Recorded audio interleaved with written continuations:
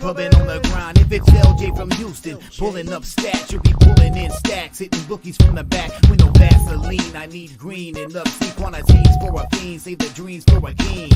This is H-Town, home of the lean. Astros is the team, and we rock it. We rock Texans for life, you can't stop it. Together like brothers and bets and jets. What's going on, sports fans? It's your boy. I'm back again, LJ from H-Town, RaWordzPodcast, Week 2 NFL.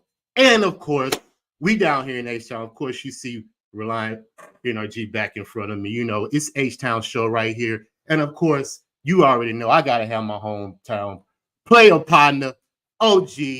Been doing this. I don't even know how long, man. We've been rocking, a couple of years now, maybe 4 or 5 years. But my true partner, H-Town's own, Marleybets. What's good? Yo. What's the deal? What's going on? Hey, man, another week, another chance to get some money, my friend. How you feeling? Yes, sir. Man, I feel good. I'm ready to get it in. Hey, it's good to hear. Good to hear. I was on your show Wednesday. We went through a couple of games that we liked. But today, we're going to break down the whole slate. From all the way from noon to Monday night, man. How'd you do last night? Did you have anything on Miami and Buffalo last night? I did. I followed y'all. You went goddamn plus and took Miami and got my ass handed to me last night. Hey. But it's cool. It is what it is. I'm trying to decide if I'm going to put Miami on the fade list now because after that terrible ass performance. I mean, the quarterback is gone, so I don't see how they're going to put up. Right. The way that game was going, even if the quarterback stayed. Yeah, that's true. But I think it's more about the matchup with him. Buffalo's just a bad matchup for him, it seems like. Maybe so. Yeah. So, I got handed to me too. I was on the side, but I also took the under. I cashed on the under, and I had a couple props. I took James Cook anytime touchdown. What other prop I took? I took Tua's interception, because he has the most interceptions versus Buffalo. So I took a chance on that. He threw 3, so I could have even laddered it. You get what I'm saying? So cashed on that, so not too bad. But hey, it's a new day. We finna jump into Sunday, my friends. So let's start off with this game right here. We have the Las Vegas Raiders +9 going out to the Baltimore Ravens over under 41.5. Now, interesting in this game, Marley, the Raiders are playing both Harbaugh brothers in consecutive weeks. They played, I guess, Jim Harbaugh last week, and this is John Harbaugh this week, or vice versa. I really don't know, to be honest with you. They both the same to me. But, yeah, that's just interesting how the schedule worked out like that. But as we size it up, I mean, I don't see how the Raiders can compete in this game. The defense, first of all, the defense lost multiple players on their defensive line. And the fact that how the Ravens' identity is to run the ball, I see a lot of Derrick Henry, man. He should feast on his defense and keep Gardner Minshew limited in the possessions that they're going to have. They gave up 176 rushing yards last week. So I see Lamar and Derrick Henry just running on this defense, picking them apart, slowing the game down, and basically winning the game. Like, I don't have a play on it. I don't want to take this 9. I think that's just too much for me, But if I just had to play something in the game, I'll be looking at Derrick Henry's anytime touchdown for the most part. Lamar may score too. But other than that, I just think the line is too big. I think the Ravens have the big advantage. Maybe a backdoor cover. You know how the NFL works. So for me to do that, I just don't want to invest my money in it. Raiders only scored 10 points last week too. So I don't see them scoring any less than 20, So Ravens, easy win for me, I see, but don't have a play on it. What's your thoughts? Yeah, I mean, I'm right there with you. I don't see the Raiders winning this game in no kind of way, outright anyway, no way, form, or fashion. Ravens home opener, definitely going against a much better defense, I think, in the Ravens versus in the Chargers. I mean, they were terrible on third down, 5 for 14 in that Chargers game, so they weren't converting anything, had less than 300 total yards. Obviously, we know Gardner Minshew is not the answer. 1 touchdown, 1 interceptions. Got rid of Jacobs, so they don't have much of a run game. I'm not on the 9. It's just The line opened up at 7.5. That probably wouldn't have been a bad play. I mean, I guess if you take the 7.5, you take the 9. Mm-hmm. I guess it's not more than a field goal from the 7.5. I would probably look at a first half. Maybe you probably could get a less than a touchdown. As a personal play, I'm not on it. I also would look at a Raiders team total under this game. That would be another way I would go. If it's something like somebody just has to absolutely get on, jump on. What is the total? 41 16. and a half? Oh, yeah, 41. That's kind of tough. I don't know what I could see a game where the Ravens can get you 30-something in this game. But if they're going to do what you're going to do, what you think they're going to do, and what I think they should do, which is establish the run game and just lean heavily on Derrick Henry.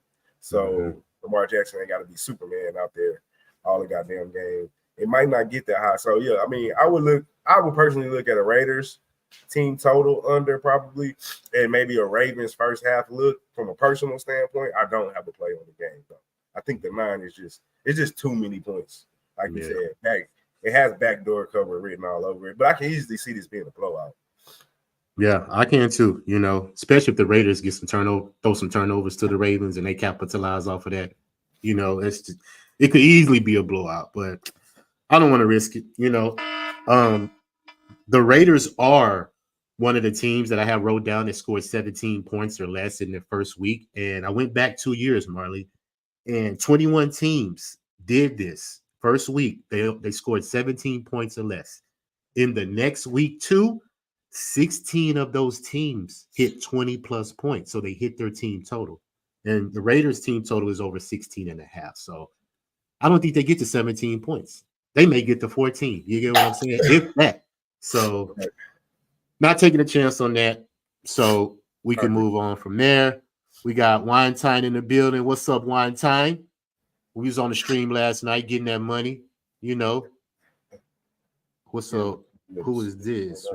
Rod High Res Rodeo. What happened to AJ Brown? Hey, I don't know. Let us know. Hey, that's what you're here for. Let us know. For real, that's some interesting information that we may need to know. All right, Marley, let's go to this game. Speaking of the Chargers, going out to Carolina. Carolina plus 5.5, over under 38.5. Now, I want you to go first right here and give me your thoughts on this game, and I'll follow you. Man, Carolina is just one of those teams that we are definitely fading as of right now. It's only been a week in the season. I don't want to, overreact, as they say, but this team couldn't run the ball, couldn't pass the ball. I mean, they made, in my opinion, the same. I know I don't want to give too much information because I know we're going to cover that game later. But I know you guys were it's actually next. Show. Okay, so I'll definitely hold off on that, on my thoughts on that. But I don't think they're as good, and we'll get to that, as the Saints made them out to be. I mean, as the Panthers made the Saints out to be. Bryce Young was, what was his numbers in that game? 13 for 30, 161 yards with 2 interceptions. Last year we had the excuse of him not having, first year in the league, not having as many weapons. I don't know if he gets that excuse this year. And then, new coach, new system. I guess the Chargers can say the same thing, but at least I think they actually have a little bit more talent. Obviously, they got Justin Herbert at quarterback, which makes up for a lot of things over there. But you're talking about giving up 47 points to the Saints offense. That's not and never has been known since Drew Brees them departed. Derek Carr went 19 for 23, 200 yards and 3 touchdowns. That might be one of the best games of his career. I'm sure top 5 has to be top 5 games of his career.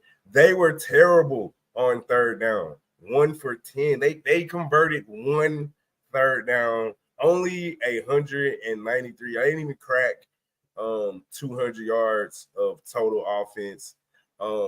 3.5 yards per play. There's just nothing for me to bet on this team, especially if you're going to give me less than a touchdown. I don't want to overreact and be like, obviously they have to have a better performance, right? You would expect a bounce back performance at home from this team. But 5 points, I think I can take the Chargers with 5 points. I think we can get less than a touchdown over this team. So put me on the Chargers and give me Harbaugh. Back to back Harbaughs. Pause. Yeah, I agree 100% on that one, brother. If you had to make a play on the last game, money line, it'd been Ravens, right? Yes. And then Chargers, because I want to keep track, All right. Yes, I'm definitely agreeing with you on that. It's just about the run game, Marley, in this game.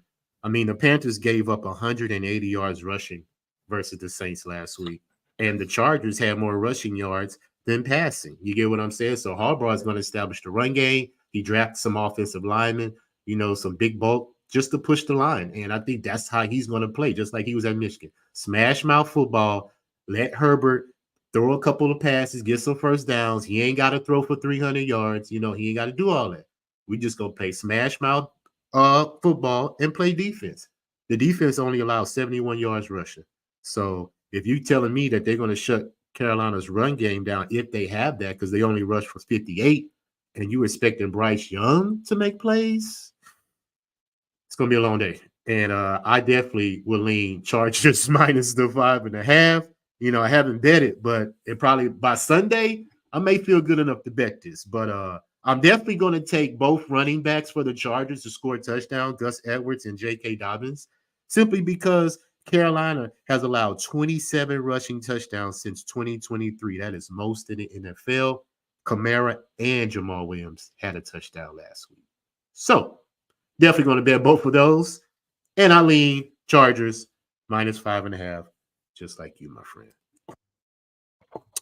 All right, let's move over to this one. Like I said, it was next.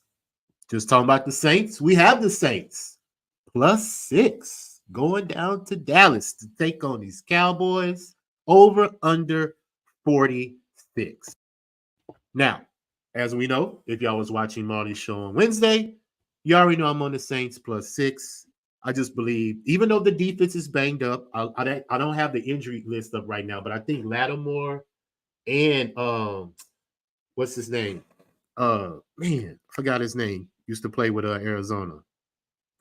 Anyway, both the safeties are banged up right now. One of them might not play, but I just believe that the Saints can stop the run for the Cowboys simply because they only gave up 58 yards rushing last week. Granted, it was Carolina, but they still only gave up 58 yards. So I'm believing the Saints are going to stop the run, establish that, and they're going to make Dak Prescott beat them. And Dak Prescott's going to have to prove that he can do it. You get what I'm saying? I just think this defense is a step up, from what he's used to playing for the most part. And these teams kind of have a little rivalry, they only play so often, but I believe the Saints have come into Dallas and beat this team before. So I think they can do it again. I made money line it. I haven't bet it. I got the +6 already in my pocket. But the fact that the Cowboys do play well at home, I do give them that, and they allow 45 pass attempts, 137 passing yards to Deshaun Watson. So he's struggling. They completely shut the run game down for them and made him pass. And Derek Carr has only passed 4 times, 137. He's only passed less than 137 4 times in his career, is what I'm saying. And I believe that he's not going to have to do that this game because I think Kamara and I think Jamal Williams will run the ball and keep Dallas on their heels, keep Micah Parsons in check to where he's not rushing the passer, getting free shots at Derek Carr. And I believe the Saints cover the 6. And I'm also going to jump on Brandon Aubrey's over 1.5 field goals because he seems to kick 2 field goals every game with Dallas because if Dak Prescott don't get in the end zone, they can trust their kicker to get a 50-plus yard field goal. They trust that. They'll take those points just because of how accurate he is. So Brandon Aubrey over 1.5 field goals, definitely. And I'm on the Saints +6. What are your thoughts?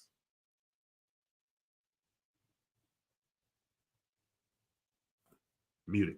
Yeah. I mean, my bad.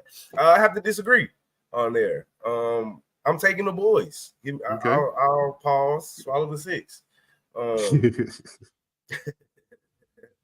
I'll pause, swallow the 6. Yeah. I don't think the Saints are what we saw week 1. Okay. They went against a Panthers team that we just talked about. Terrible offensively. I think the defense for the Saints is not bad. I just think they're older, and they will wear down at some point. But I think Dak and CD are going to continue rolling in that offense. This is Dak's time. Regular season, this is when he shines the most. First game at home for the season, so we know the crowd's going to be rocking. It's going to be jumping. A little bit of concern that sometimes. So normally I would say maybe not, because for whatever reason the Cowboys home games seem to always have a bunch of away fans in it, which is kind of crazy. But I think with it being the first game at home, coming off a good road win, I think the Cowboy Stadium will be packed, full of actual Cowboy fans. The running game was okay without Buddy in Tennessee right now. I don't know why his name stuck in my mind right now. Pollard, Tony Pollard. Yeah, Tony Pollard, Zeke, and Deuce, and I guess they're doing by committee. They cracked over 100, so I think we're okay there. I don't think the Saints on the other side of the ball, and we talked about this on my show. I'm not sure what Kamara has in the tank. I'm not saying he doesn't have anything in the tank. I'm just saying I don't know what's left. He hasn't had a big year in several years now. Some of that's due to injury, but he's getting older. He has been injured, so I'm not sure when I'm gonna get there. I do like the receiver, Olave, and the speed guy with the dreads. I can't think of his name right now. Rashid. Yeah. So, but that I don't know if that's enough to muster up enough points. Derek Carr is a statue virtually in the pocket, so I think the pass rush should get to him. I think Parsons will knock him down a couple of times. I can't see him playing much better than he played last week.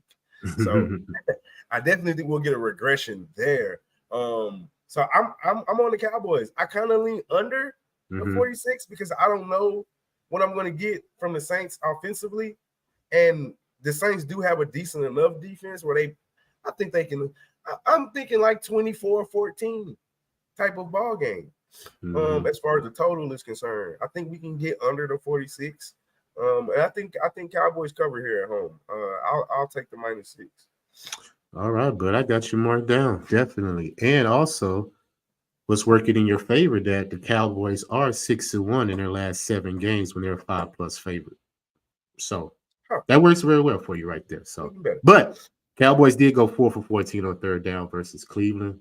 So that may come to haunt them in this game as well if they can't get third down conversions, or they can get big plays, So who knows? But hey, I like that. We're against each other on that one. Let's move on to this one. We have the Tampa Bay Buccaneers +7.5 versus the Detroit Lions over under 51.5. What are your thoughts on this game? Bucs and Lions. So, 7.5 to me feels like a lot of points. I know the Lions are at home, and I know the Rams aren't the Bucs, right? Like Stafford, Mayfield, Baker isn't Matthew Stafford. And Sean McVay is not Todd Bowles.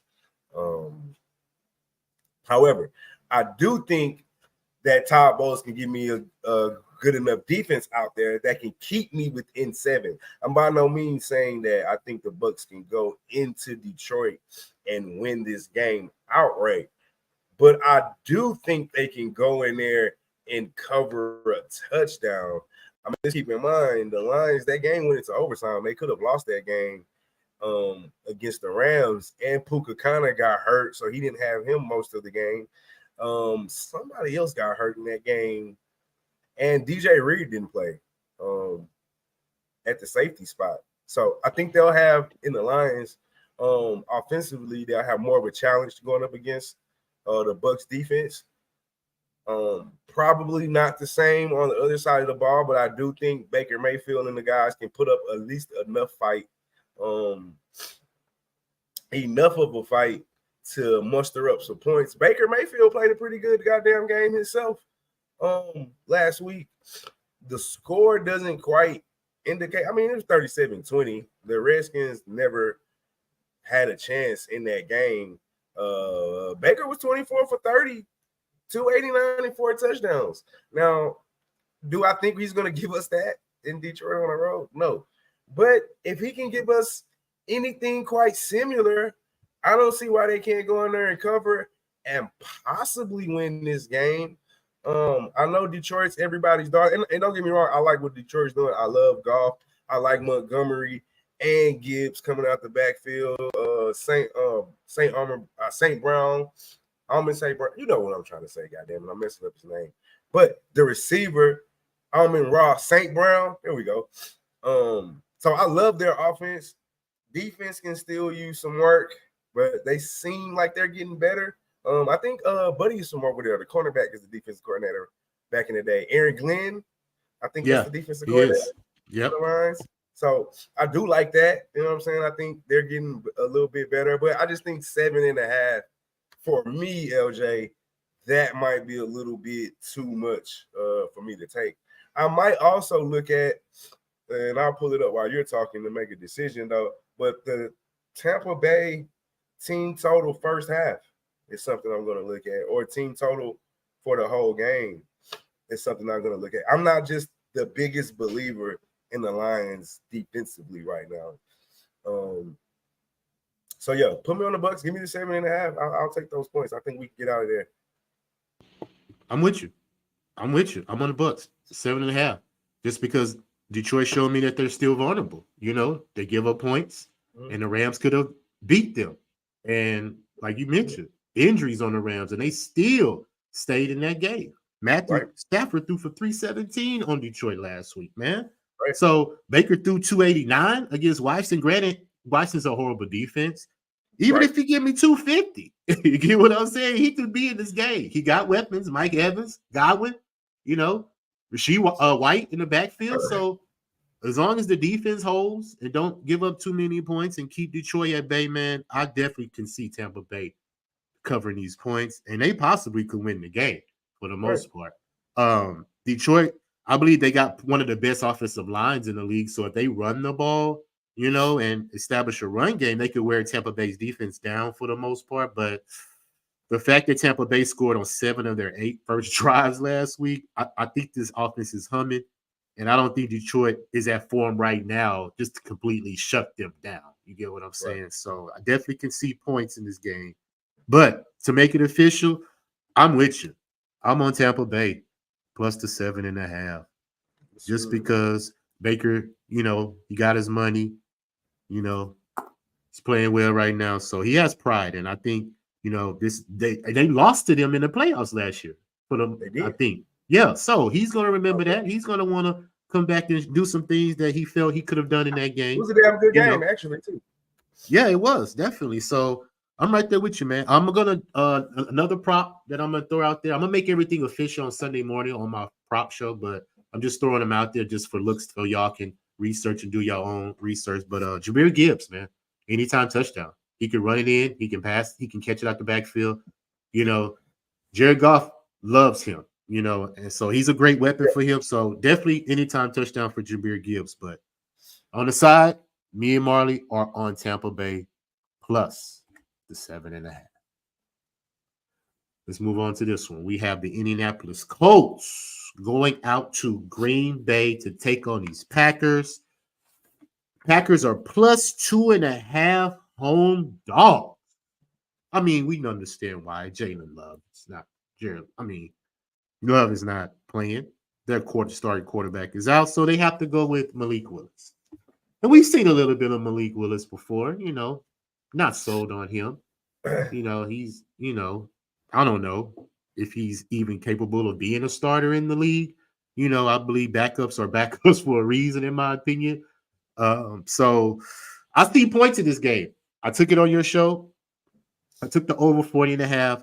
Just because I see a sloppy game. Both quarterbacks I'm not sold on. Anthony Richardson, he can sling the ball. Don't get me wrong. He has a good arm, but his accuracy and decision making is still questionable to me.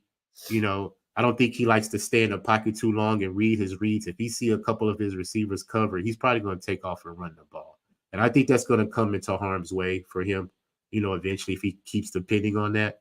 He's already had a concussion last year. So if he keeps taking too many hits, man, it could be detrimental to him. But other than that, both these defenses gave up 400 yards last week. So I see probably the same thing happening again. Packers were 3-11 on third down with Jordan Love, so they struggled to move the ball there. The Colts were 5 of 10, though. So they were 50% on us, against the Texans. So they were able to move the ball a little bit. But, I just think both defenses, are shaky right now. They give up points, and you already know how we do it. We're not going to take a team that gives up more points than they score. And that's always a recipe for an over. So my official play is over the 40.5. What's your thoughts? Yeah, I can agree with that total. I like it. I might ride with you on that come Sunday. And just like on my show, keep it the same here. I like the Colts. I love the fact that the line's going down in my favor because it was 3, I think, on Wednesday anyway. Mm-hmm. So I'll take the 2.5. Yeah. Rookie quarterback. I mean, not rookie quarterback, but backup quarterback. I mean, and really, second year backup quarterback, or is this his third year? I don't even know. I'll have to look he's that still, up. Either way, he's still fairly inexperienced. I think he's only had. I don't even know if he had a full season as a starter. But he started a good. Tennessee did give him a chance to start. How many games? I'm not sure, but not enough to. They drafted a quarterback like the next year, right after. Yeah. So obviously, it wasn't enough for them not to draft another quarterback. He came in 2022, so this is third year. Yeah, this is his third year right here. Yeah. And I don't think he played his rookie year, or no. No, he didn't play last. Yeah, his rookie year, and he didn't play last year because they drafted another quarterback. Yeah. Fairly high, right after the year they drafted him. So, and he's only been in Green Bay for this season, so I'm not sure how familiar he is with the playbook. How much he knows the receivers, what kind of chemistry they have. I'm sure Jordan Love has been taking 90-some-odd% of the snaps over there. So, and I agree with you. Yeah, Richardson, he's still a question mark himself, but I think we have more answers on Richardson than we do on Malik. I mean, Richardson has star potential.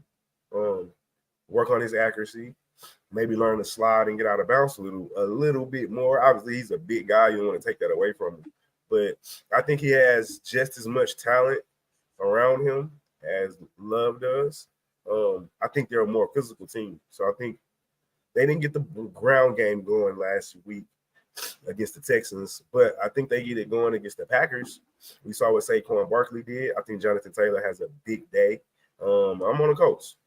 Minus 2.5. All right, but I got you.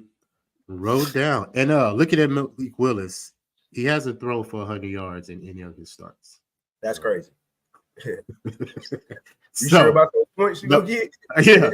Hey, I believe the Packers are going to get most of those points. That's just me. I mean, the Colts. I'm sorry. The Colts are going to get most of those points. But I see field goals. You know what I'm saying?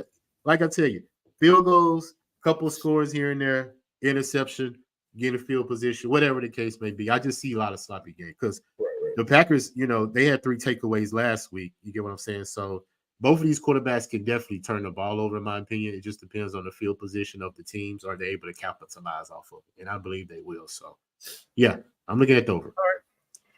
Let's go to this one. We got the Cleveland Browns +3 road dog going to Jacksonville. Jacksonville over under 41. Now, when we're dealing with this game, Cleveland, horrible loss last week versus the Dallas Cowboys. Sean Watson's not playing very well right now.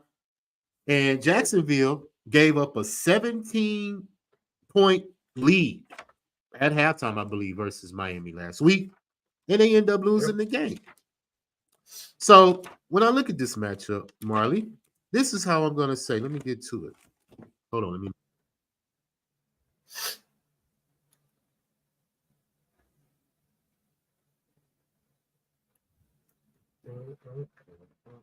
There we go. Sorry. Yeah. Both these teams scored less than 20 points, 17 points or less. This is one of the teams that I was talking about. The next week, they hit their team total. So I'm looking at the Browns. Their team total is 19.5. They scored 17 points last week. They can get an extra field goal, in my opinion, and hit that. You get what I'm saying? So I'm definitely going to take their team total over. But far as a side, I can't take them. Both these teams were horrible on third down. 2 for 15 for the Browns, 2 for 10 for Jacksonville. The Browns penalties, they're not disciplined. They had 11 penalties.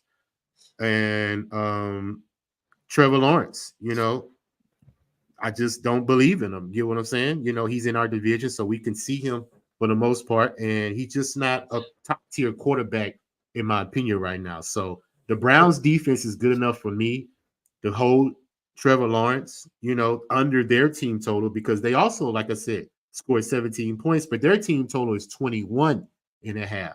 And I could see them coming up short right at 20, 19, somewhere around there, because I just believe Cleveland defense is better than Jacksonville's offense. Now, and the Jaguars gave up 400 yards to Tua last week, 319 passes. So not to say Deshaun Watson's going to throw for 300 yards, but I believe they can move the ball on Jacksonville and get field goals. Hopefully they can get one touchdown in the first half, another touchdown in the second half, and give me about 2 or 3 field goals within that margin. I believe they can win this game. Not going to take it, though. I'm just going to take the Browns team total over 19.5, just because I just believe that's too low. And Travis Etienne, anytime touchdown is a good look for Jacksonville. He scored one last week. And the Browns let Ezekiel get a touchdown last week rushing. So that's going to be one of the props I'm looking at. But make official, Cleveland, team total over 19.5. What's your thoughts? Me my thoughts. I don't have a play on this game, but I tell you what I think about it. I hope the Jags lose. Obviously, they're in our division, so I just hope they lose for the sake of losing. I don't think they'll lose this game though, mainly because I am yet to believe in Deshaun Watson, QB-led team since he left Houston, and because he hasn't shown the ability to lead a team. I don't know if he's hurt. Still from he had off season. Did he have surgery? I think he had off season shoulder surgery. Yeah, he had surgery. He hurt his shoulder. Yeah. So I don't know if he's fully healed. That could be something to do with it. Maybe because he didn't play in the preseason. He's still a little bit rusty. Hasn't played since like week 6 or 7 last year, because Flacco finished the season off. So maybe it's rust. Maybe he'll regain his form. Jacksonville. Let's talk about them. Couldn't close the deal. Up 17 points in the first half. Come out second half and get blanked. So I don't know how much I can trust that. I agree with you on Trevor Lawrence. Like, if it wasn't for Nick Wright, a lot of people probably wouldn't be as hyped as he is right now. Because I've yet to see him do pretty much anything since he left Clemson. Epic collapse last season, but I guess he got hurt. So no, we excuse that, I guess. They paid him like he's a number 1 quarterback, so we'll see. Travis Etienne in the backfield, I like that. They're at home, but it's too much of a mystery for me on both of these teams. Like, we don't even know if the Browns defense is going to be good anymore based off what they did in the first week. And then not only they were at home where they were the number 1 defense, now they're going on the road where last year they were suspect on the road defensively. So for all I know, Trevor Lawrence could carve them up in this game, but maybe he'll only do it for the first half. So like, I personally do not have a play on this game. Show purposes, if you need a win, I picked the Jags since they're at home, and I just don't trust Deshaun Watson right now. And I think their coach, Stefanski, I think he, to me, and you can correct me if I don't know, this is a feeling, he has nervous energy to me. Like, I feel like he be nervous coming out to the game sometimes. He's not real sure. I feel like he feels like he's coaching for his job. Like he's on the hot seat. If he loses, have a terrible season, he might get fired. Like I feel that through the TV when I'm watching him. And it's just like, I don't like nervous coaches because then they make stupid decisions. Then he has a quarterback that I don't think personally he believes in Deshaun Watson. I think we might see Jameis Winston sometime soon if Deshaun don't get this shit together. But yeah, man, that's just if you twisting my arm for the show, I'll take the Jags. But from a personal perspective, I'm not putting my money in anywhere on this game. Fair enough, buddy. We can move on. Yeah. 49ers going to the Minnesota Vikings. Vikings are a +5 home dog. Over under 45.5. So yeah, I'll let you go with this one. Give me your thoughts on this one. Yeah, man, kind of interesting. Sam Darnold, quarterback, obviously he was with the 49ers. So like, is he giving away some of the 49ers tendencies, we'll say, because he knows Shanahan, he knows the system. So I think that's something to look at. However, do I believe in Sam Darnold? No, I don't. No. And I know he's had, like, I don't want to say terrible luck of being on bad teams. He got drafted by the Jets. They were terrible. He gets traded to Carolina. They were terrible. And he goes to 49er and he looks okay. And San Fran lands a job in Minnesota to back up the number one. The rookie he gets hurt and he's thrown in the lineup. Looks stellar.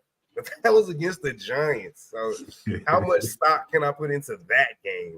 So there's no way I can back this Vikings team under a touchdown. If you were giving me 7, probably not still, because after I watched the 49ers play against the Jets, who we all thought, at least defensively, was a top flight defense, and they came out and just like demolished the Jets defense. And I'm not even talking fuck Brock Purdy and Debo and Kittles. Like they ran the ball down the Jets' throat. It was like classic Father Shanahan with the Broncos. Like we're just gonna run the ball. There's nothing you can do. We're just gonna push you off the line of scrimmage and like pound you. And they scored 30-some points. Like they scored on 8 straight drives. So maybe they don't score on 8 straight drives Sunday. But can they cover a 5-point game against Minnesota? I think so. They not only does Sam Darnold know their tendencies, but they know Sam Darnold. They know what he's good at and what he's not good at. So, yes, Justin Jefferson is on the outside, and he can fly and gritty and do all this shit. But I don't think we're going to see that shit come Sunday. Good win against the Giants, but now we're stepping up into a whole nother level of competition. Give me the 49ers minus the 5. I think we might get this one easy. I don't think the Vikings can muster enough points against this 49er defense that looked ferocious on Monday night. So put me on the 49ers, man. I'll take Brock Purdy in the game. Hey, I'm leaning right there with you. Just because, like you mentioned, Shanahan knows Sam Darnold. He knows what he can do. And I don't expect him to go out here and just throw all over this defense that the 49ers showed us that it's pretty daunting. Granted, it was Aaron Rodgers' first game back after a year. You know what I'm saying? So, yeah, but they still dominated. And they didn't even have their starting running back. They did this with a third-string running back. So, right. Yeah, and interesting stat right here. 49ers was 6 of 13 on third down. So they moved the ball, kept their drives going. The Vikings were 3 and 10, and that was against the Giants. They can't even convert third downs with the Giants, man. So they had 2 turnovers. So that right there lets me know the 49ers should pretty much dominate this game. It just depends on how bad they want to beat this team and how Shanahan, if he just want to go into his playbook, you know what I'm saying? Like deep if he wants to, because his first scripted plays could probably win this game. You get what I'm saying? Because I believe the defense is going to make it hard for Sam Darnold. If he had 2 turnovers versus the Giants, I definitely see a turnover versus the 49ers. And it could be a score, pick 6, fumble recovery. Who knows? Sack, fumble, all that's possible. So I'm definitely leaning to you with the 49ers minus the 5. I haven't bet it, but when it comes Sunday, pretty sure it's going to be in my pocket. So I might lean under that total too. I don't know what they're going to be able to do. Yeah, I can see maybe that not the under, because I don't know what the 49ers will be able to muster up. They can possibly give you more than half of that total. So maybe a Minnesota team total under might not be a bad look. But I don't have the lines this early, or at least the U-Wager doesn't have them right now, so I can't. No, I got them right here. You said Vikings team total? Yeah, what are the team totals? So I like plays I like looking at when I do my team totals is I like first half team total overs, depending on who the teams are. A lot of the time, like this case, what is the 49ers first half team total? And then what is the Minnesota's team total for the game? Yeah, they don't have the first half team total up, but the team total for the game Minnesota is 19.5 minus 135. Oh, I can take that under. Yeah. They don't get 20. Yeah, I can see. Yeah. I don't think they get 20. If they're getting 20, then the total's going over. Yeah. Because the under 19.5. Yeah, it's plus money too, plus 105. So yeah, man, I'm agreed, man. 49ers all day. Let's move to this one. This is one of the games I like. I'm still here. Yeah, I don't think they get 20. Okay, we're on to the next game. We're gonna talk about this one. But 49ers in San Fran, yeah. Yeah, I got you wrote down. Okay. Seattle going out to New England. New England is a +3 home dog, over under 38.5. And we talked about this game on your show. And if everybody knows, if they watch the show, I'm on the Patriots. I got the +3, and I'm going to take the money line simply because Seattle has to travel cross country, East Coast, throws off their time. You know, this is going to be actually an early start for them. New England playing very well. You know, they played good last week versus the Bengals, shut down Joe Burrow. And the defense stepped up, man. The defense only allowed 70 yards rushing and 154 yards passing. And the running back for Seattle got dinged up. So I don't know how healthy he's going to be. And I don't know how many of the attempts he's going to have, considering if the Patriots shut down this run game, make Geno Smith beat them. I think that works in their favor because I like the secondary of the Patriots. You know, I can trust that they're not going to let Seattle score a lot of points and move the ball on them. And I'm interested on your show that I love the fact that Jerome Mayo is the coach. He played with this team. He's a player's coach. He understands the philosophy. And this is the first voice that they've heard in over 30-something. Well, I don't know how long Bill Belichick was the coach. I'm exaggerating, but it's been a long, long, long time hearing the same voice over and over and over again. So, you know, they got a new voice now, and I believe they believe in this coach. They want to win for this coach. You know, black coach as well. So all that stuff, I like favoring the New England Patriots.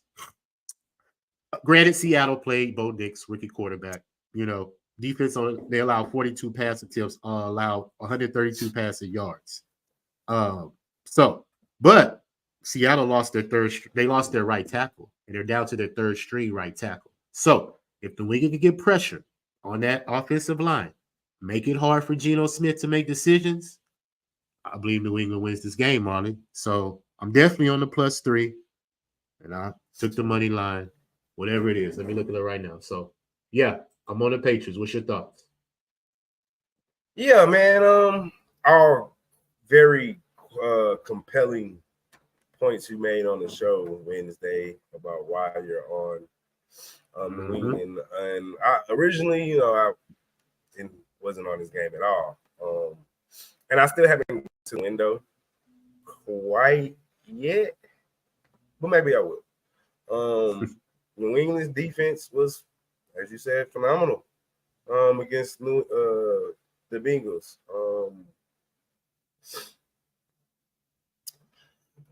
Jamar Chase played in the game, obviously, first time being back, so I don't know how much like that had to do with it, you know, being rusty, but they held the ball for almost more than 10 minutes, more than the Bengals. They held them to, what is this?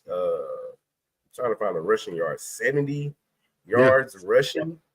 under 100 yards rushing. They were 4 for 11 on third down.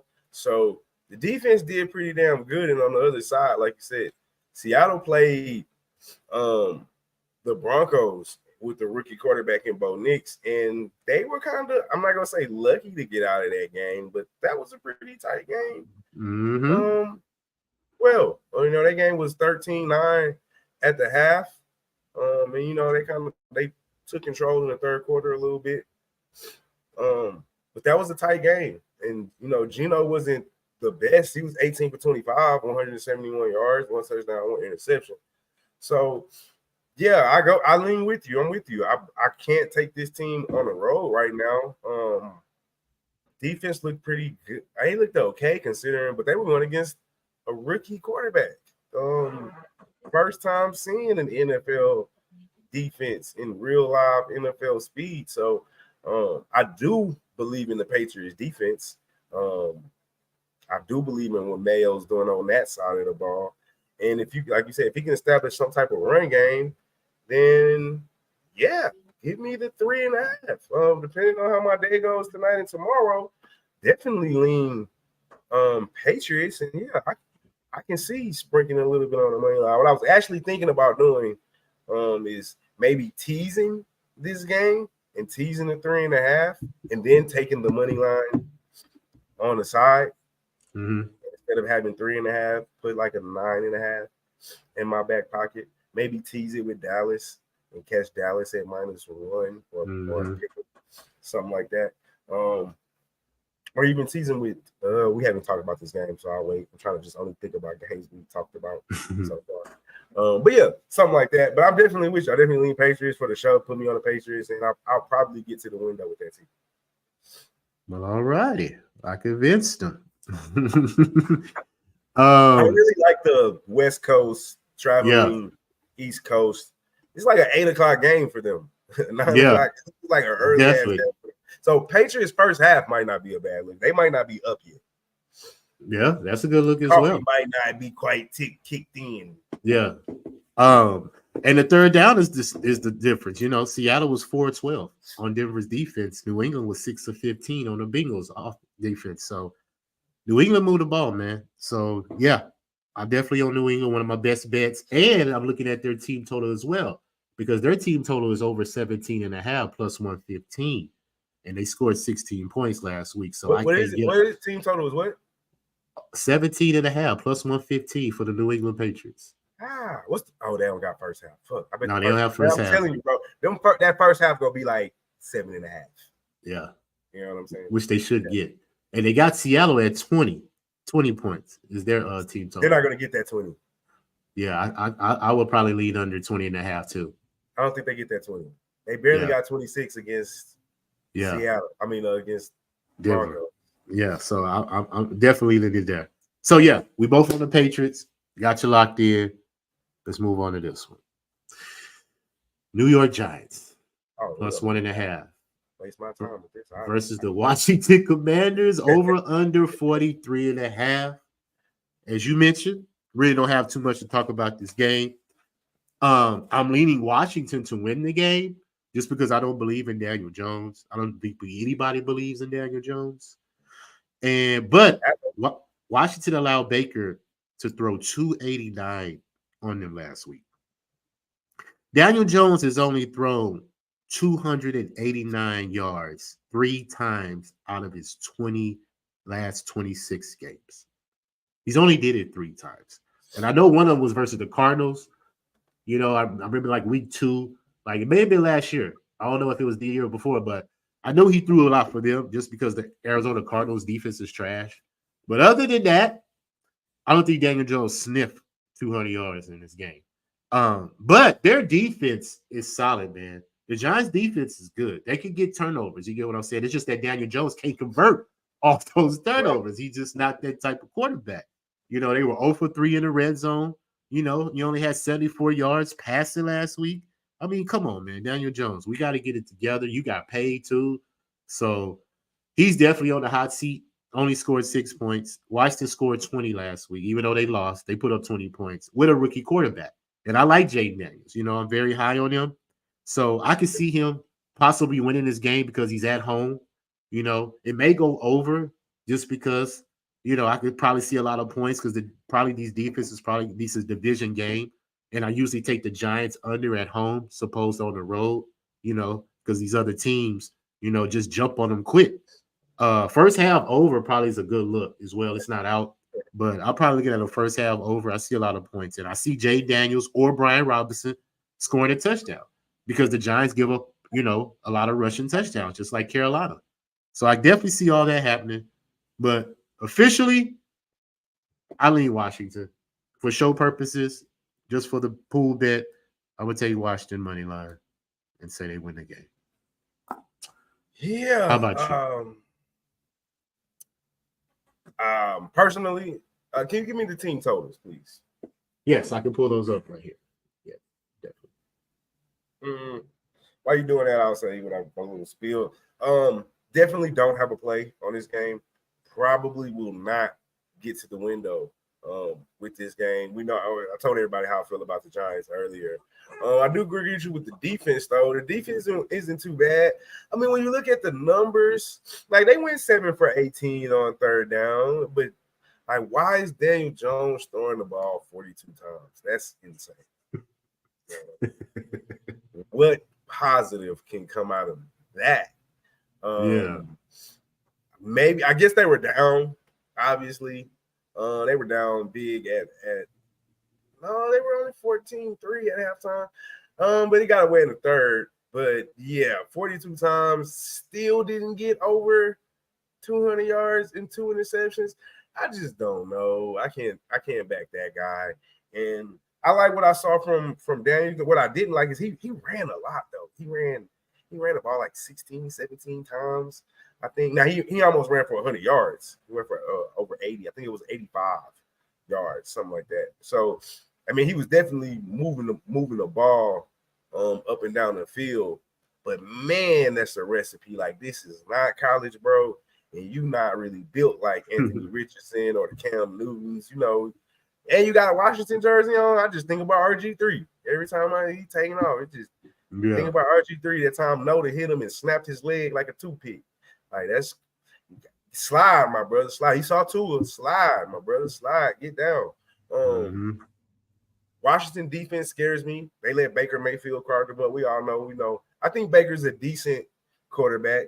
I think he is an NFL starting quarterback, but I mean, we all can agree he's not what he was supposed what they were hyping him up to be coming out of college. He's not a top 10 quarterback. Like, to give up 37 points to Baker Mayfield and I mean, Mike Evans, Godwin, you name some of the weapons, but those dudes are old. You know what I mean? I just think Washington defense is bad. I just think it's bad.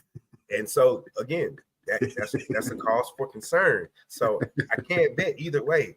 Washington defense is really bad, but the Giants offense is really bad as well. So, I don't know what to do here. So I'm just gonna pass completely. Show purposes, because we have to give a play on the winner or loser. Oh my God. I think I lean Washington. They're at home. Yeah. And Daniel Jones is just he's so bad. He might throw an interception this game. He threw 2 last week. So I don't know why. He might. So, I didn't think Minnesota's defense was going to be good, but give me Washington at the crib. I got the team totals up. Washington's team total is over 21.5. The Giants' team total is over 20.5. See, I want to tell you under on the Giants team total. Washington defense is so bad. I don't know if they can make that. Yeah, I'm just off this game, man. This may be a 27-24 game. You get what I'm saying? 27-24 for show purposes. Other than that, man, I don't got. I feel you, man. Let's move on to a more interesting game, and I have a play in this game. You got the Jets on the road going against the Titans, who's a home dog, plus 3.5, over under 41.5. Give me your thoughts on this game before I unleash. I don't know if this is any better than the last game we talked about, LJ. No, it is. How I feel like I'm not like, are we ready to believe in? Sorry, I'm trying to plug my charger up real quick. Are we ready to believe in Aaron Rodgers And the Jets, I'm not. Not after that performance I saw. And you know what I didn't mention on the show? When we talked about the Jets and 49ers, like Aaron Rodgers is coming off an Achilles injury. Mm-hmm. Like, I don't know how healthy he really is. Obviously, he's not that mobile. Yes, he can throw a pretty pass. I don't think he's ever not going to be able to do that as long as he can throw a football. Mm-hmm. But, man, it's either the 49ers defense is that good or the Jets offense couldn't do shit. And I don't know. The Titans had a game that they should have won last week. I don't know a lot about what's going on over there either. So I do like them at home, but I'll say the same thing I said about the Jags. I hope they lose because they're in the division. But as far as the play, I don't have one, man. I can't take the Jets minus 3.5 because I don't trust this offense yet. And based off the defense, I don't trust the defense neither. They got blown off the ball. So why can't I think Tony Pollard can't go in there and rush for 100 yards? And until they show me otherwise, I mean, yeah, it's 1 week. But I didn't like the way they lost that game. It's not like they lost a tight, close, fought game. That game was over early. And they were getting blown off the ball. They were getting dominated physically in that game. You expect the bounce back? Probably should bet on the bounce back. But I don't like the 3.5. I definitely don't like the hook. Maybe I could have done the 3, but I think this game will probably be a lot closer than everyone thinks. I mean, if anything, I would lean toward the Titans with the points just because I don't trust this Jets team. They're honestly more hype as of right now than anything. So, show purposes, give me a 3.5. But personally, I don't have a play on the game. I'm just not ready to risk the Jets as favorites on the road. And I'm not ready to take the Titans neither as dogs at home. But if you force my hand, I'll take the points, put them in my pocket. Yeah, I'm definitely on the points just because I saw the concern with Aaron Rodgers in that game. You know, we said they struggled, versus the 49ers defense. A lot of check downs and run plays. He really didn't pass the ball down the field until that penalty where he got him off sides and he threw it to Allen Lazard. A real lucky play. Aaron Rodgers is good for throwing the defense off to get a free play because even if you throw an interception, it don't count. You get what I'm saying? So he's good for those. But I believe he's still concerned about that Achilles. And I think that he doesn't trust his right side blind side. And I believe that he's trying to look at his peripheral at the same time, trying to go through his reads. And I think he's a little concerning. I really, really noticed that. Plus, the Titans should have won that game, as we all just said. They outplayed the Bears. You get what I'm saying? The Bears just was unfortunate that Will Levis sucks. For the most part. And I believe that he's going to get it together. I just believe the Bears defense got him off guard. You get what I'm saying? He tried to make some heroic plays that he shouldn't have made, especially that interception return for a touchdown. You get what I'm saying? But they scored on the special teams, which wasn't his fault. He wasn't out there. So for the most part, like you say, the Titans controlled that game. And I believe they can do it this game. Not to mention, I've been following something the past couple of years, the fact that when teams play the 49ers are a real physical team. They beat you up. So the next week, those teams don't seem to fare very well against the spread because they're so beat up from the week before playing the 49ers. I remember that point you made before. Yeah. I don't know when you first brought that up to my attention, but I like that. Yeah, and I'm going to take that into consideration to this game because I think the Titans are a physical team. They can run the ball, and I believe they're going to establish the run game considering how the 49ers gashed that defense. So I'm all on the Titans, plus the 3.5. And I am on the other side of Zerline, over 1.5 field goals. And this is the reason why. I don't believe the Jets are going to be able to get in the red zone that much. And I believe they're going to have to resort to field goal kicking. And the Titans have one of the ultimate trends going right now, Marley.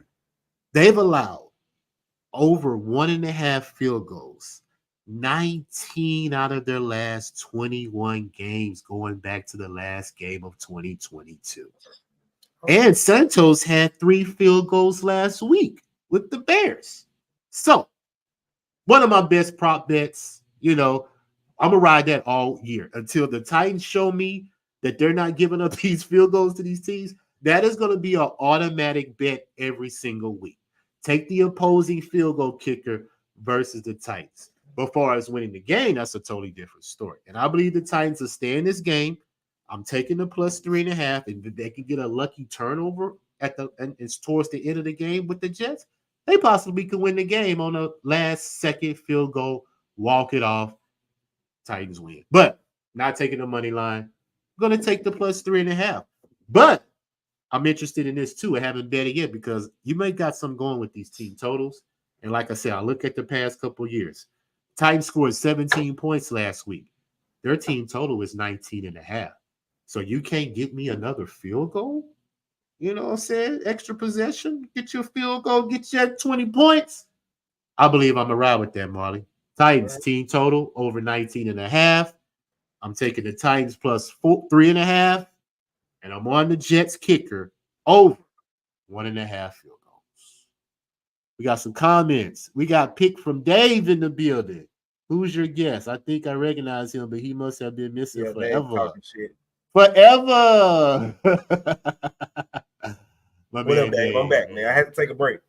Yeah, my man, Dave. Life gets in the way from time to time when you got 4 kids. Hey, and you do have young kids, not just 4 kids. You have 4 young kids. 3 are still, so 2 are in grade school. Yeah, that's a totally different situation, my friend. I'm so happy that those days are long gone for me. I have a high schooler that's a junior now. He's going to be a senior next year, and he's going to be out the house, man. No, I got a while. I got my oldest that's in the house is only a sophomore in high school. So. Hey, man, it's all good. It's all good. You're a family man. You love your kids. So, hey, it's all that matters. Let's move on to this one. Interesting game here. We got the Rams. Road dog. Road dog, Marley. Let me say it again. The Rams are a road dog versus these Arizona Cardinals. Over 47, over under 47.5 is the total. And you just said the Cardinals played good. I mean, against the Bills, I think they played good in the first half. They played good in the first half. Okay. But that second half, not so much, because when teams go into halftime on the Cardinals and they can adjust, they pretty much blow them out the building.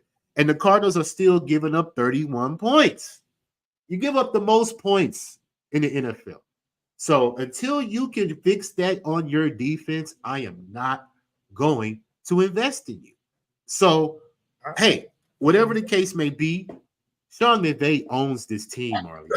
13-2 against the spread since he's become the head coach of the Rams versus the Cardinals. And they've won 8 straight. And they've covered them. 8 straight games versus the Cardinals in Arizona on their home field. But, hey, this could be a new game. Kyler Murray's healthy, and the Cardinals can run the ball. Him and Connor both had 50-plus rushing yards last week, So if they can establish a run game and keep Matt Stafford off the field, hey, the Cardinals have a well enough chance to be in this game.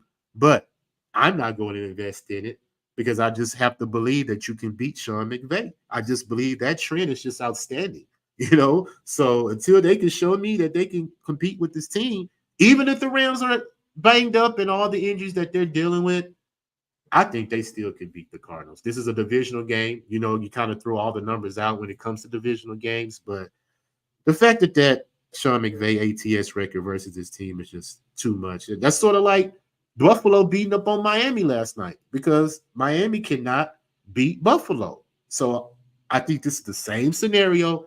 The Cardinals cannot beat the Rams. So until that happens, I'm thinking that the Rams are going to win.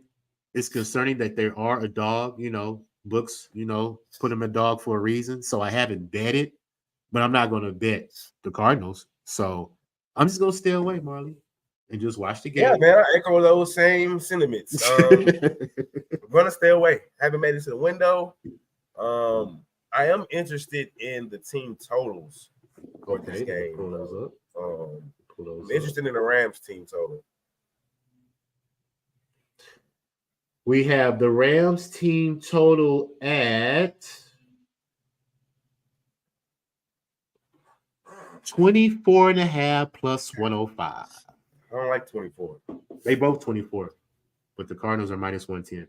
Both of them are 24. I don't like 24. I thought you were going to tell me a 20, 21, 20 and a half. Yeah, that's so it's going to keep me away from the window. I don't know. I don't like the fact that Puka kind of is banged up. I don't know when I'm going to get there. I do like the Rams offense. You know what? Actually, I take that back. I do have a play on this game. I just talked into it. Okay. I'm going to take the Rams. The Cardinals defense is just, as you said earlier, it's very suspect. And it's atrocious. It's fast suspect. It's terrible.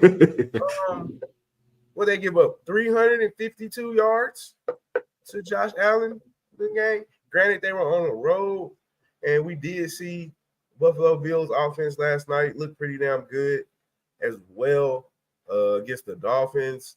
But I mean, this Cardinals offense has been historically bad for over the last couple of years. Yes. 6.1 yards per play against the Bills last week. And it's not like even with Puna kind of banged up or possibly not playing, still got Cooper Kupp, you still got McVay, you still got Stafford.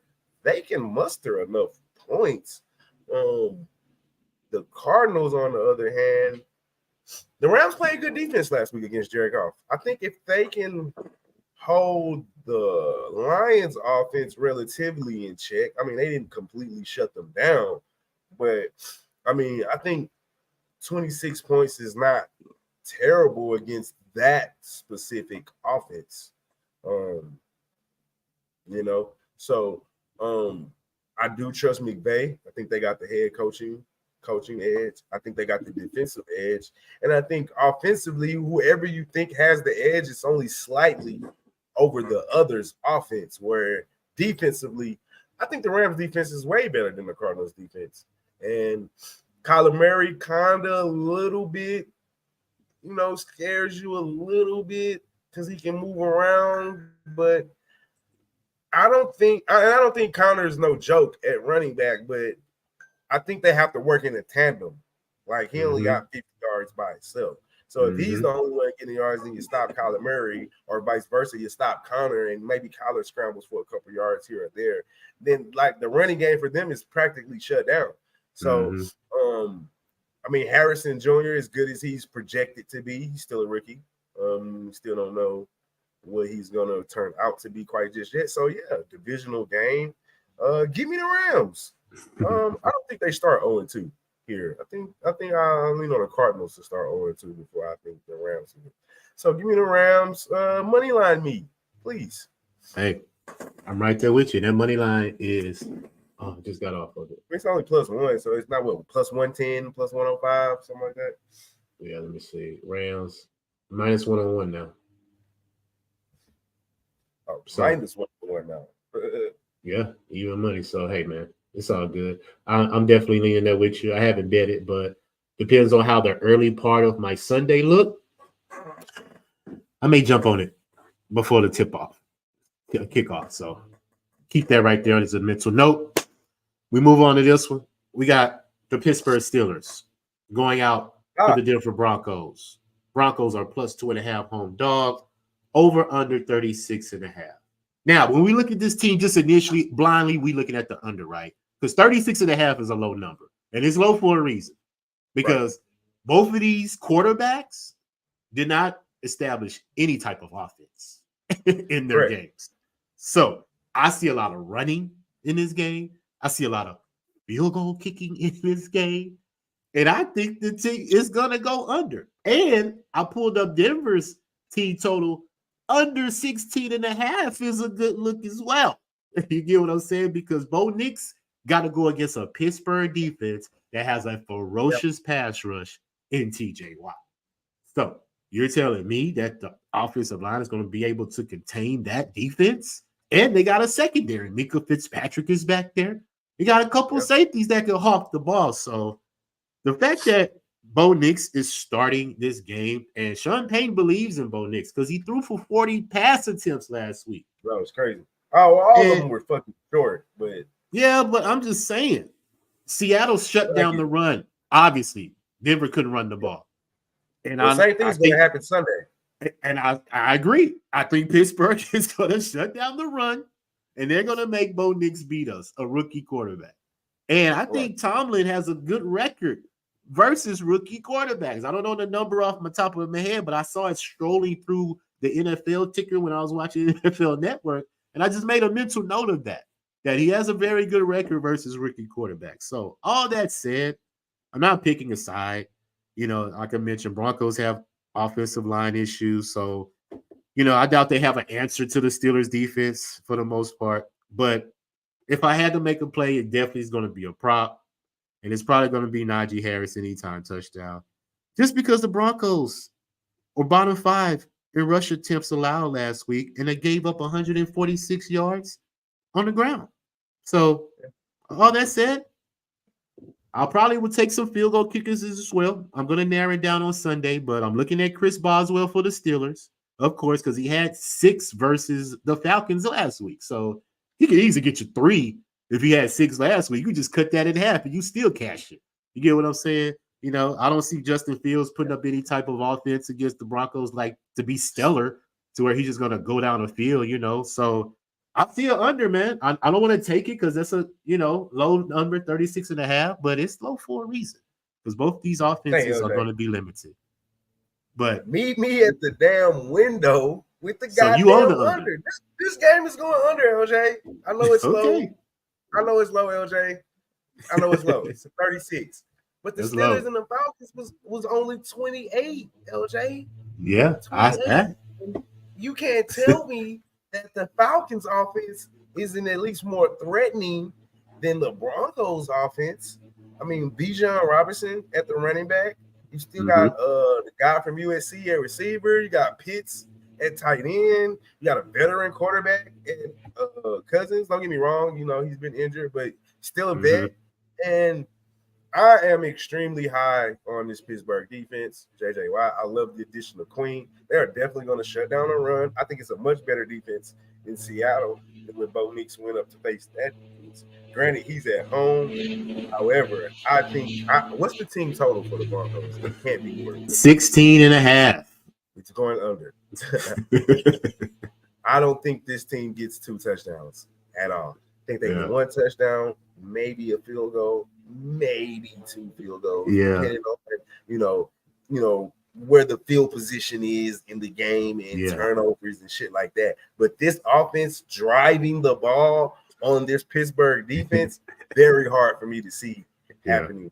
I'm on the Steelers. Don't get me wrong. I don't think it's going to be – I don't want to say I am a slight fan of Justin Fields, but I'm no fan to where, like, I think Justin Fields is going to march up and down this Bronco defense. It's going to be a very, like you said, Pittsburgh is trying to run the ball, and go home. They're not trying to throw the ball anyway. And to his credit, Justin Fields was 8 for 17 on 3rd down last game. I mean, you know, it's not the best, but it's above 50%. So if he's completing at least half of his 3rd down attempts, they're going to get you. At least we know they're going to get you in field goal range. And he had 50 yards rushing. Right. I don't know how many field goals they kicked. 6. But it looks like right. So we're definitely going to get into the red zone. We might not convert into TDs, but I think that I'm looking at 17-10 type of game, LJ. 14-10, LJ. This is going to be a 17-7 type of game. We are not going to get a lot. And if they get 17, it's probably going to be a pick 6 somewhere in there. Yeah. I don't think neither one of these offenses are giving us 2 touchdowns a piece. So I don't think we're going to get over 36. I mean, I don't even know if I've seen a total I'm trying to think if I've seen a total that Bo Nix low. had 2 picks last week, so yeah, that's definitely on my radar. Bo So Nix. yeah, I mean, I would be concerned if you're on the total as far as maybe you get some pick sixes, but I mean, that's even not that concerning because I don't see these offenses. I just don't see these offenses giving us much. And in particular, one offense is not even trying to score a lot of points. They're literally trying to just run the ball, run the clock out, play defense, and they want to beat you 10-3, 14-3. It's like 13-6. Like that's the kind of game they want to play. So, yeah, man, I'm on the Steelers here. Minus the 2.5. I honestly, LJ, I'm gonna money line that. Just because this is a field goal-ish kind of game. I mean, I can easily see this being tied at 10, or not tied at 10, but I can easily see this being a fucking 9-10 game, and the Steelers getting a last-second field goal to win 12-10. Like, this is going to be that kind of game. So, 2.5 on a row. I don't like it. I'm just gonna money line it just because I'm not confident in the Steelers. This is gonna be a defensive game. It's gonna be an ugly game to watch. This game should not be on TV if you want entertainment purposes, because you are not going to be entertained.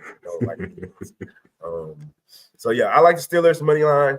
And I'm gonna meet you at the window with that under because I don't see this game getting. I don't even see this game getting into the. I'd be shocked if this game got it into the 30s. Honestly. Yeah, I agree 100%. I see an under.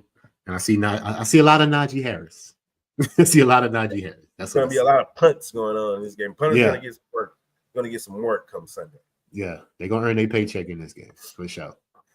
Let's move to this one.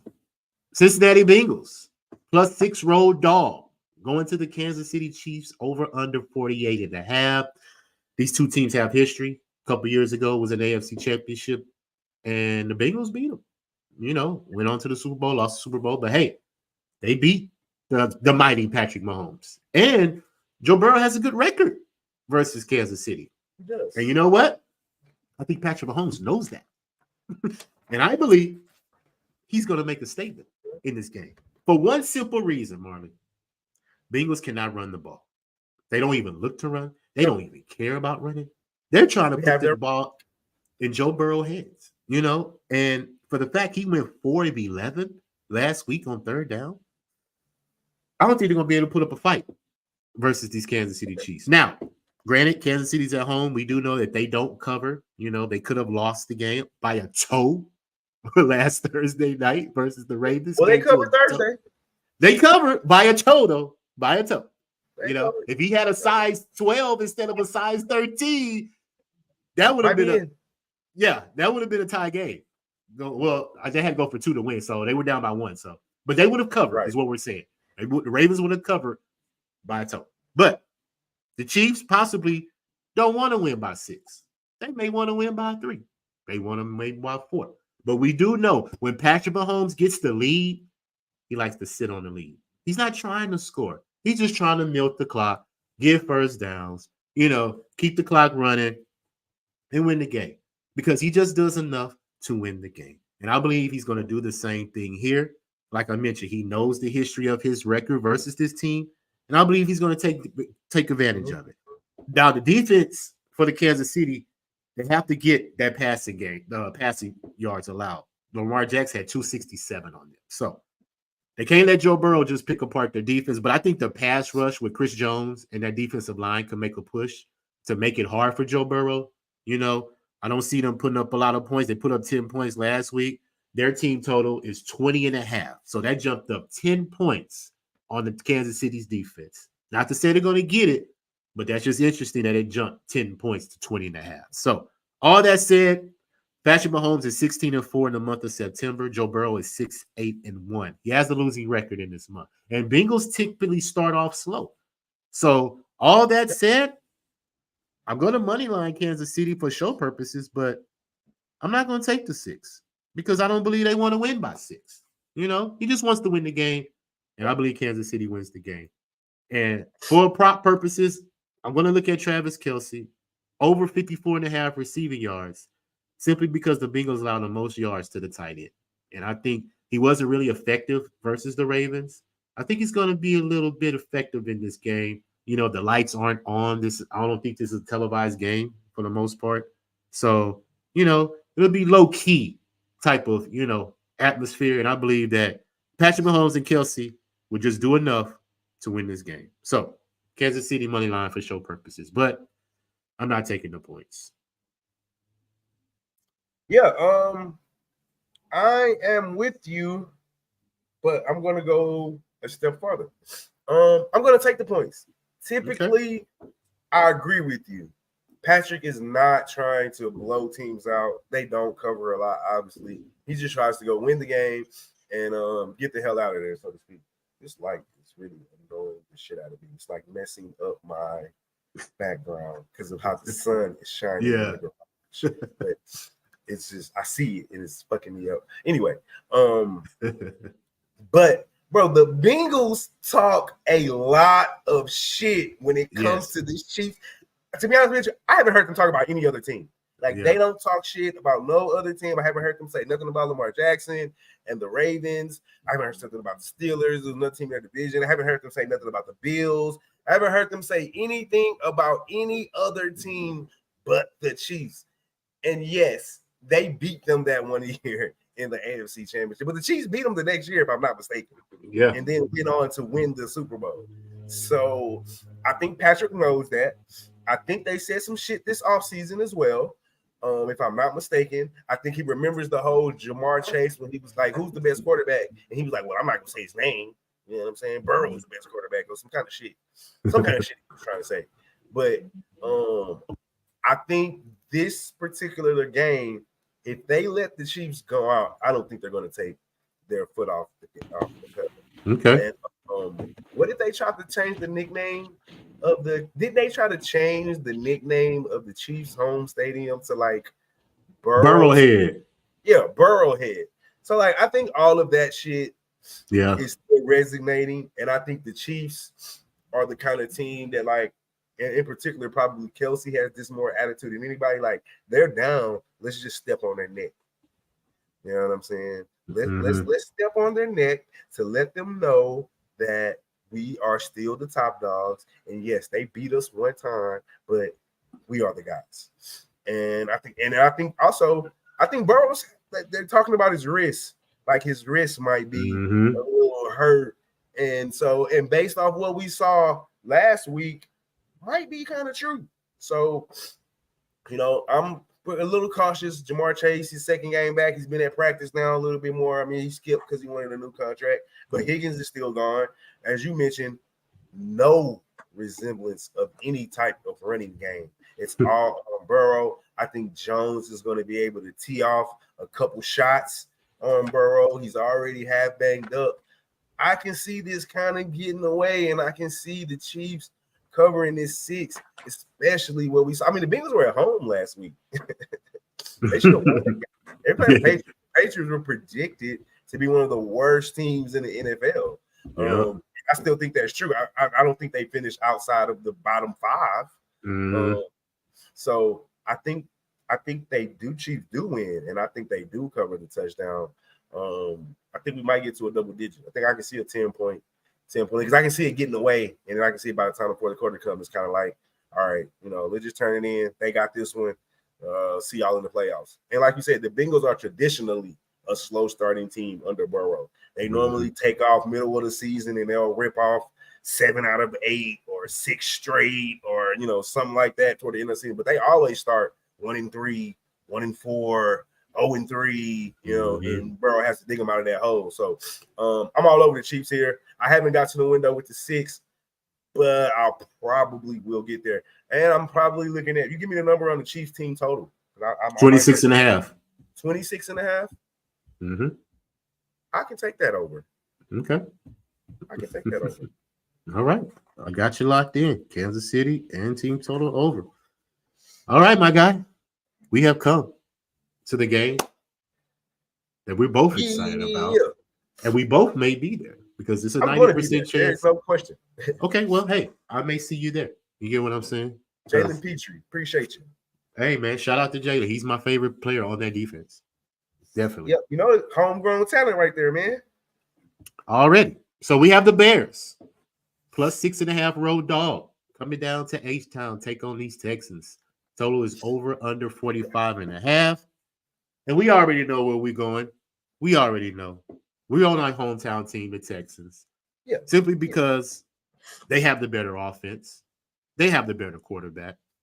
Bears have a rookie quarterback that was only 2.8 yards per play last week, 2 for 13 on third down. He only had the ball 25 minutes. So, all that said, rookie quarterback starting his first game on the road versus an elite team, because I believe we are an elite team with the weapons that we have. We are an elite team as well. Yes, we are. We held the Colts to 43 plays. We have 400 plus total yards on them. CJ Stroud is money on third down. I think he was like 9 for 9 or 8 for 8, somewhere around there on third down. Like, his decision making, his accuracy is just impeccable to me. For the fact that he's just his second year, Marley. It's just his second year. He looks like a seasoned veteran in that backfield.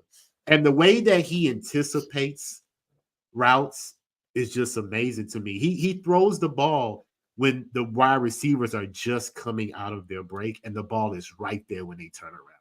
I mean, he puts in pinpoints where only the receiver can catch it. And that's just stuff you can't teach. You know, that's just stuff he's born with. You know, his instincts. I love it.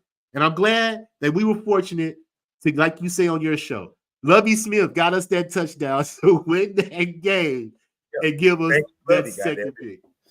Shout out to Lovie, man.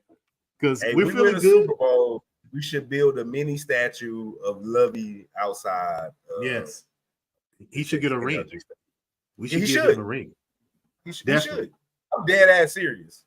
No, I'm right there with you, because he put us in a position to be successful, and we're going to ride that success. So all that said, I'm on the first half, -3.5. I'm on the full game, -6.5. And I believe that Joe Mixon will be a big factor in this game.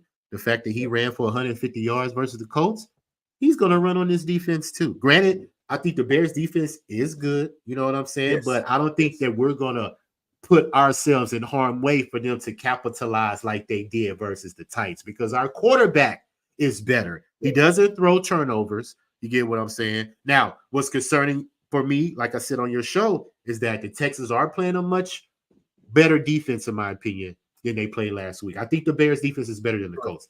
And they get after the quarterback. They have a great pass rush. And like I said, they led the NFL in quarterback hits last year, and they had 10 last week on Levis. So it's impeccable that the offensive line protects CJ Stroud so it doesn't put him in harm's way. Not to say he's going to, get in trouble. He could take a sack. He's cool with that. He's just not going to put the ball in harm's way. I trust CJ Stroud to make the right decision, but the offensive line still have to protect him in order for that run game to be effective, and we get into that play action. Because when we get into that play action, it's money. You can put your money on CJ Stroud. So all that said, -3.5 first half, -6.5 for a game, and I'm on Joe Mixon over 2.5 receptions, because the Bears allow the second most receptions to the running back. So I can easily see them rushing the quarterback, doing screen plays here and there to get some chunk yards. All I need is 3 catches from Joe Mixon out of the backfield. He averaged 3.5 catches with Cincinnati last year, and I believe he can get 3 catches with us on a couple of screens and cash that for me. But I'm all on my Texans, Marley, and I'm pretty sure you're going to say the same.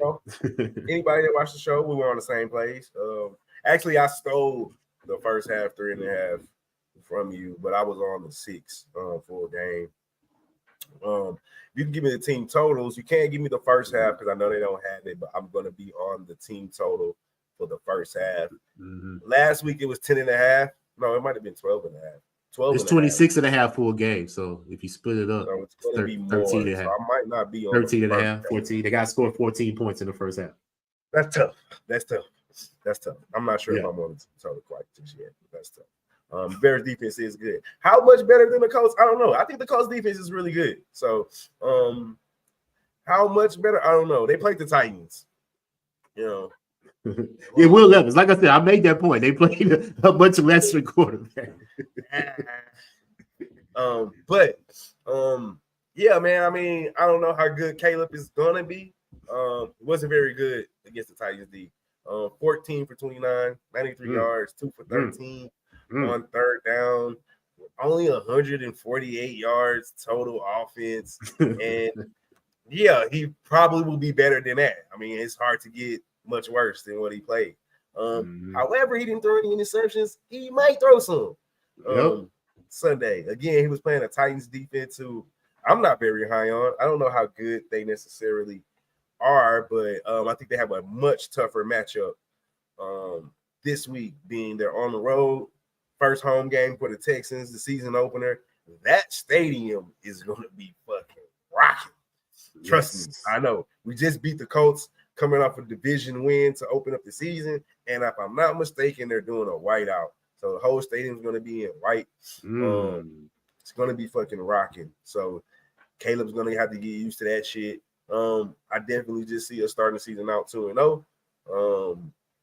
And I'm on the 6.5. I'm also on the first half. Like you said, I'm on the first half as well. So I'll give the teams. I'll probably tweet the team total out if I make a decision on that. But as of right now, I kind of don't like the 26.5. It's too close. I feel like they just looked at the 27 from last week and was like, 26.5. Yeah. No, I don't like that. So it feels a little high to me. A little high. I agree. We could just be happy with the spread because we both heavily invested in it for sure. All right, Marty, we've made it to the last game. Monday Night Football. We have the Atlanta Falcons plus 6.5 road dog going out to the Philadelphia Eagles. Eagles total, the total is over 47.5. Now, when we look at this game, it's just easy to take the Eagles. All the numbers point to the Eagles. It's their home opener. Kirk Cousins didn't show us nothing last week that could even have a threat to the Eagles. But the Eagles defense still gives up a lot of yards. And they gave up a lot to Jordan Love last week. So Kirk Cousins can find lightning in a bottle and throw all over this passing team. However, like you say, it's prime time. All the lights are on one game. And we know how Kirk Cousins performs under the lights in primetime games. He doesn't show up at all. And the fact that they only scored 10 points last week, I don't believe he's going to show up again. Yeah. Because he's on the road. This is a tall task, in my opinion. The Eagles are good. They're probably a top 5 team in NFC, arguably top 5, maybe higher, depends on who you are. But I just think it's a tall task for the Kirk Cousins. He's new with this team. You know, he has to get acclimated with these weapons. And his offensive line is shaky. So if the Eagles could get a pass rush, it could be a long day for Kirk Cousins. Yeah. So all that said, I'm on the Eagles. Haven't taken the spread. I can wait till Monday night to make my decision.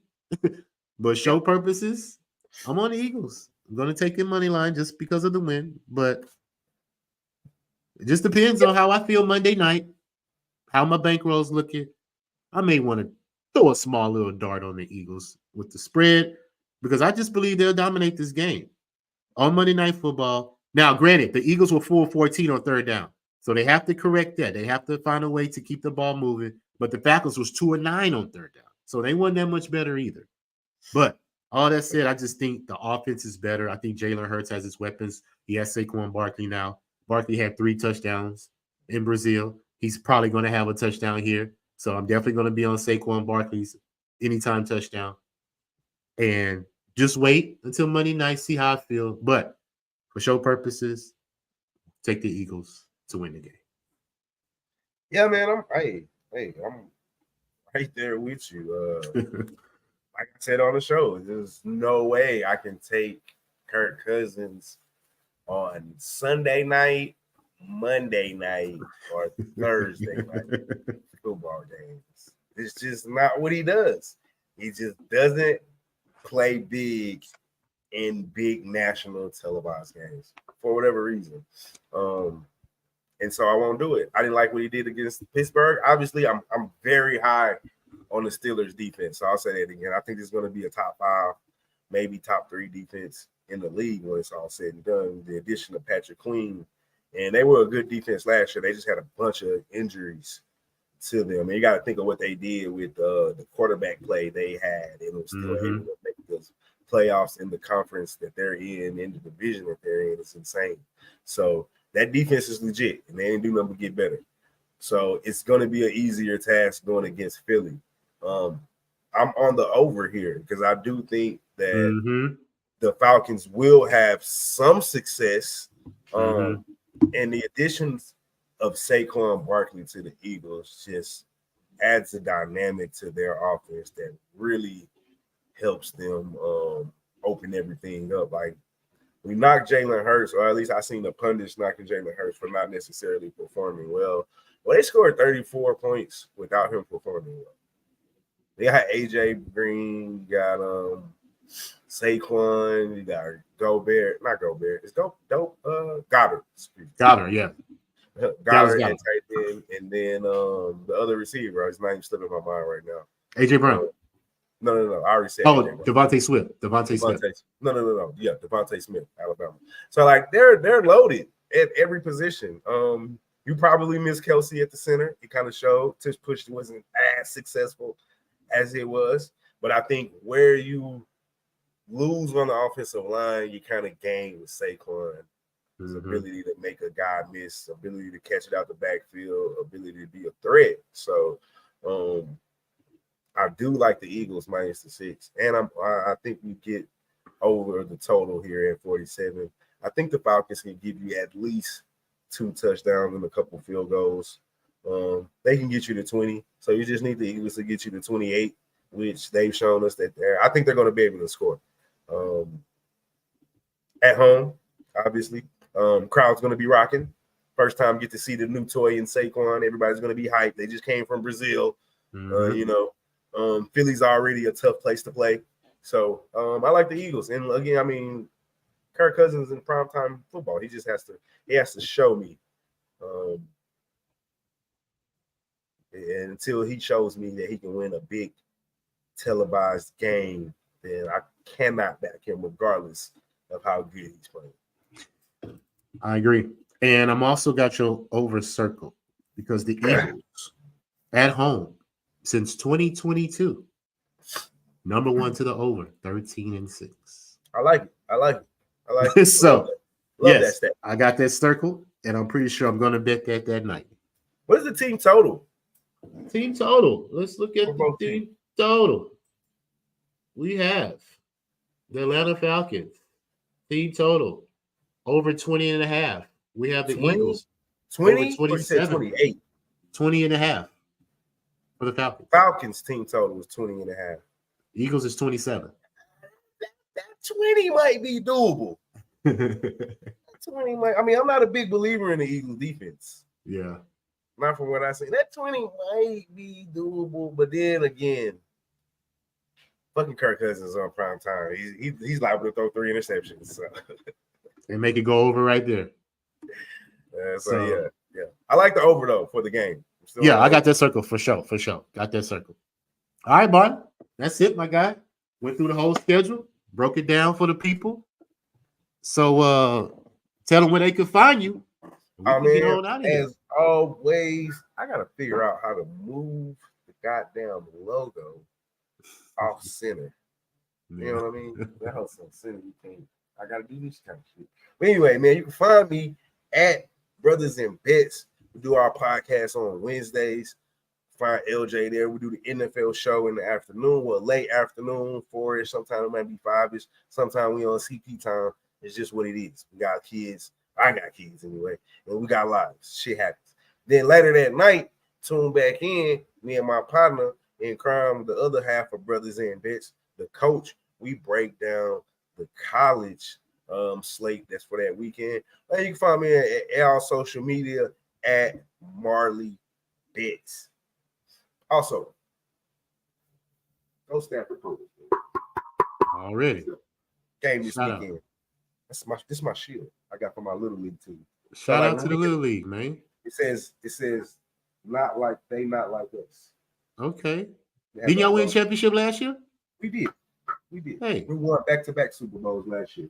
Back to back? Yeah, So y'all like the Chiefs. We're going for 3 this year. Hey, man. We got a game tomorrow. We had our first game last week. It was 47-0. So, man, boy, that's dominating. Similar again this week. We don't have a tough game until about week 4. So. Okay. Well, shout out to Coach Marley out there representing for the Little League, man. And of course, y'all can find me at LJ Sports Media on Twitter, right here on YouTube, RaWordzPodcast. You can type in LJ from Houston. It'll come right up. Follow all our content. I'll be back Sunday morning, giving out my props. I'm going to narrow down my props to 5 of my best prop bets for Sunday. And tune in to this Texans game Sunday night because stadium is going to be rocking. We're down with our home squad. So until next time, Marley, appreciate you coming on. We'll be back next week.